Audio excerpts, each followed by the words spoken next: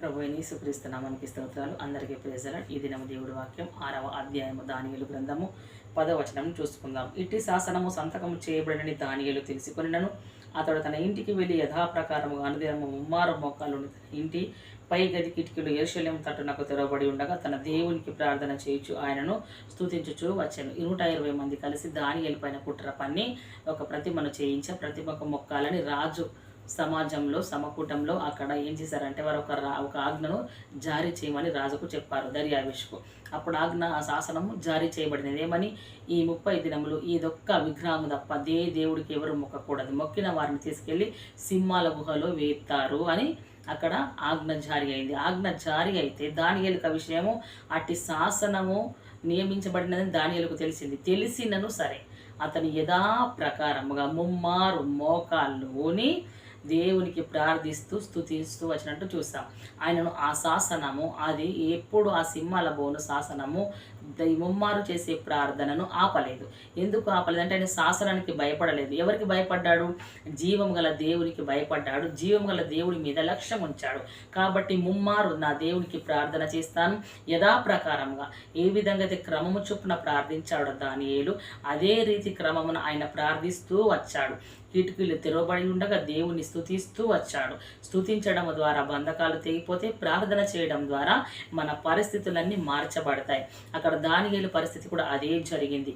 120 మంది ఒక్కవైపు ఉండి దానియేలు ఒకవైపు ఉండి అక్కడ పోరాటము అక్కడ ఆ శాసనము జరిగినప్పుడు దానియేలు యథాప్రకారంగా ఎన్ని శాసనాలు వచ్చినా సరే యథాప్రకారంగా దేవుడి సన్నిధిలో ముమ్మారు ఆయన ప్రార్థిస్తూనే ఉన్నాడు, దేవుని స్తుతిస్తూనే ఉన్నాడు. ఎలా ముమ్మారు ప్రార్థించాడు? క్రమము చొప్పున యథాప్రకారముగా ఆయన ప్రార్థిస్తూ వచ్చాడు. మరి మన కుటుంబంలో మన జీవితాలలో రోగం అనే శాసనము మనల్ని శాసిస్తుందేమో, రోగము మనల్ని శాసిస్తుంది. నీకు ఇంత వ్యాధి ఉన్నది, శరీరము ఇట నలగొట్టుకుంటున్నావు, ఏం ప్రార్థన చేస్తావు అని శాసిస్తుందేమో. ఇంట్లో ఉన్న ఆర్థిక ఇబ్బందులు మనల్ని శాసిస్తున్నాయేమో, ఇంత ప్రార్థన చేసినా కార్యాలు జరగట్లేవు, ఈ శాసనం ఈ రీతిగా ఉంది, ఈ అప్పుల శాసనం మనల్ని ఎదిరిస్తుంది, ఎంత ప్రార్థన చేసినా అప్పదే కుప్పగా ఉంది, మన పరిస్థితి అంతా అదే ఉంది, ఎక్కలే వేసిన గొంగడి అక్కడే ఉంది మన బ్రతుకు అని అనిపిస్తుందేమో. నిరుద్యోగాన్ని శాసనము నేను శాసిస్తుందేమో, వివాహం జరగలేదనే శాసనం నేను శాసిస్తుందేమో, దుఃఖము నేను శాసిస్తుందేమో, ఒంటరితనం నేను శాసిస్తుందేమో, ఎలా బ్రతుకుతావు అనేది మనస్తాపన నేను శాసిస్తుందేమో, నీ మనోశోభ శాసిస్తుందేమో, నెమ్మది లేనితనం నేను శాసిస్తుందేమో. జాగ్రత్త. ఎన్ని శాసనాలు వచ్చినను సరే, నీ శరీరము కుళ్ళి కృషించినను సరే, నీవు దేవుడి దగ్గర ఒప్పుకున్న ఒప్పుకోలను యథాప్రకారంగా మోకాల్లోని నువ్వు ప్రార్థించినట్లు అయితే దేవుడు అట్టి శాసనంను రద్దు చేయుటకు రోగ వ్యాధి బాధ మరణము నిరుద్యోగము అప్పుల సమస్య వేదన ఒంటరితనం అని ఆ శాసనాలను నా దేవుడు యేసునామమున బంధించగలుగుతాడు. నా తండ్రి దేవుడు నీకు విడుదల కలిగించనంటున్నాడు. ఎందుకంటే అతని దగ్గర నీవు యథాప్రకారంగా ప్రార్థించావు, మోకాళ్ళు నీ ప్రార్థించావు, స్తుతించావు దేవుణ్ణి. కాబట్టి యథాప్రకారంగా నీవు చేసిన ఆ క్రమమైన ప్రార్థన ఉంది చూడు, ఆ క్రమముని దేవుడు ఆశీర్వదిస్తాడు. ఆ మోకరించావు చూడు, నీ మోకమును తెల్లపరుస్తాడు దేవుడు. నువ్వు స్తుతించావు చూడు, నీ ప్రతి శాసన బంధకాలు తెంచివేస్తాడు.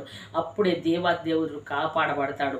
అట్టి శాసనం అట్లా జారీ అయిన తర్వాత సింహాల గోల వేసిన తర్వాత ఆ రాజు సింహం గుహ దగ్గరికి రాత్రంతా అదంతా మనకు తెలుసు కాబట్టి ఇక్కడ మాట్లాడుకుంటున్నాం. అతడు గుహ దగ్గరికి రాగానే దుఃఖపు స్వరముతో దానియేలును పిలిచి, జీవం గల దేవుని సేవకుడా, నిత్యము నీవు సేవించిన నీ దేవుడు నిన్ను రక్షించగలిగనా అని ఆయన మాట్లాడుతున్నాడు. నిత్యము నువ్వు సేవిస్తున్నావు కదా, దేవుడిని రక్షించగలిగనా అన్నప్పుడు ఇక్కడ అంటాడు ఏమని, నేను నా దేవుడి దృష్టికి నిర్దోషిగా కనబడితిని గనుక ఆయన తన దూతను పంపి సింహములు నాకు ఏ హాని చేయకుండా వాటి నోళ్లను మూసివేసెను అంటున్నాడు. అక్కడ ఆయన చేసిన యథాప్రకారమైన ప్రార్థన, యథాప్రకారమైన మోకాళ్ళు నుండి యథాప్రకారము ముమ్మారు ప్రార్థన, యథాప్రకారము స్తుతించడము ఆయన చేసిన బలమైన క్రమమైన ప్రార్థన. ఏ శాసనమునకు ఆయన జడియలేడు, ఎట్టి శాసనమునకు ఆయన బెదరలేడు. మరి మన కుటుంబాలలో మన జీవితంలో జరుగుతున్న ప్రతి శాసనంకు ఎందుకు భయపడదాం? మన చుట్టూ ఉండి పరిస్థితులు శత్రువులందరూ శాసిస్తున్నా ఎందుకు భయపడదాం? భయపడకూడదు. ఇలా గనక దానియేలు వలె ఇలా ప్రార్థన చేసి చూడు. ఈ దినము నుంచి ఇటువంటి ప్రార్థనకు నీవు క్రమము చొప్పున దేవుడి సన్నిధిలో మోకరించు. నువ్వు మోకాళ్ళ అనుభవం కలిగిన ప్రార్థన గనక దేవుడి సన్నిధిలో క్రమము చొప్పున యథాప్రకారము టైమును నియమించుకొని నువ్వు చేసినట్లయితే, దేవుని స్తుతించినట్లయితే నీ స్థితిగతులు మార్చడానికి దేవుడు సామర్థ్యుడు. దానికి ఆనవాలు ఇక్కడ ఉంది. ఆయన యథాప్రకారంగా స్తుతించాడు, సింహాలను వలన మూసివేశాడు. ఏ శాసనం అయితే రాయించారో దానియేలుకు, అదే శాసనంను దేవుడు దానియేలు చేసిన యథాప్రకారమైన ప్రార్థన, మోకాళ్ళ ప్రార్థన, ముమ్మారు ప్రార్థన స్తుతించడము ద్వారా ఆ రాజ్యాంగాలని మార్చుటకు ఆ శాసనమునే మార్చివేశాడు. ఎలా అంటే ఈ దానియేలు దేవుడే నిజమైన దేవుడు. ఆ సర్యాశ్వేష కాలంలో సమస్తం అందరూ దేవాతి దేవుడనే యెహోవా జీవం గల దేవుణ్ణే సేవించాలి. దానియేలు దేవుడు నిజమైన దేవుడు అనే శాసనం రాసించబడ్డారు. ఎలా అప్పుడు దానియేలు దేవుడు అద్దు పోత విగ్రహమే ఉండాలి అని వారు శాసించారు. కానీ దానియేలు చేసిన యథాప్రకారమైన ప్రార్థన, మోకాళ్ళ ప్రార్థన, క్రమమైన ప్రార్థన స్తుతించడము ద్వారా ఆయన శాసనమును తిరగరాశాడు. ఇది ఆనవాలు. కాబట్టి నీవు నేను కూడా ఈ దినము నాడు అదే రీతి ప్రార్థన చేసినట్లయితే మనల్ని శాసిస్తున్న ప్రతి శాసనాన్ని, ప్రతి వ్యతిరేకతను మనము కూడా అదే రీతిగా ఎదిరించి గెలుచుటకు దేవుడు కృప చూపుతాడు. దానియేలు రాజ్యాంగములను మార్చినట్లు మన జీవితాలను దేవుడు మార్చలేడా?